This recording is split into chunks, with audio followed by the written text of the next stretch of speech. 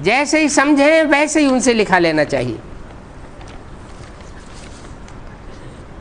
7/11/66 की वाणी का दूसरा पेज।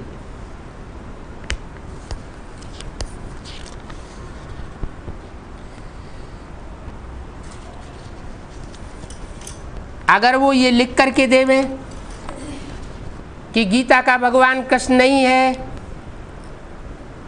दादा लेखराज नहीं है,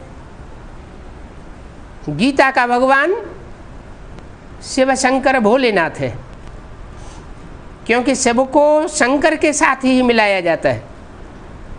शिव को ब्रह्मा के साथ या विष्णु के साथ या 33 करोड़ देवताओं के साथ नहीं मिलाया जाता।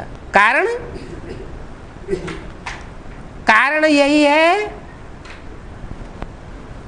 कि जो एकाग्रता परमात्मा शिव ने सिखाई, वो एकाग्रता शंकर ने पहले धारण की। इसलिए मूर्तियों में शंकर को एकाग्र स्टेज में दिखाया जाता है। निराकारी स्टेज की निशानी है उनका नग्न रूप। आत्मा जैसे नंगी हुई बैठी है।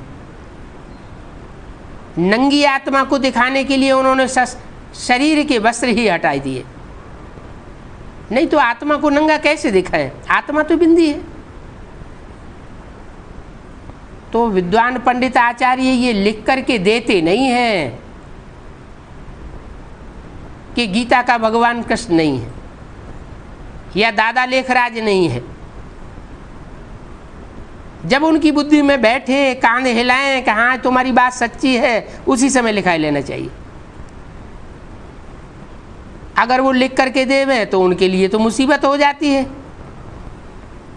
कि हम एक तरफ तो पब्लिक से ये कहते हैं कि गीता का भगवान कृष्ण नहीं है, और दूसरी तरफ है गीता में ही ढेर सारे ऐसे श्लोक आए हुए हैं जिनसे ये साबित होता है कि भगवान निराकार है, निराकारी स्टेज वाला है।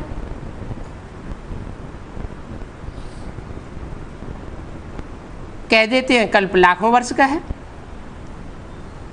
ये भी उनके लिए एक मुसीबत है। अगर कल्प की आयु कम बतावें,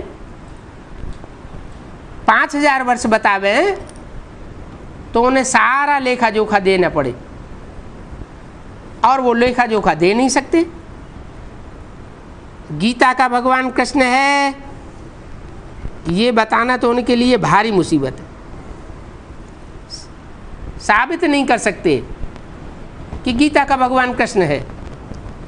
इन बातों पर विद्वान आदि समझ नहीं सकते हैं, और न ही तुमको लिख करके दे सकते हैं। बच्चों को कितना अतीन्द्रिय सुख भासना चाहिए। अभी तुम सब संगम पर हो।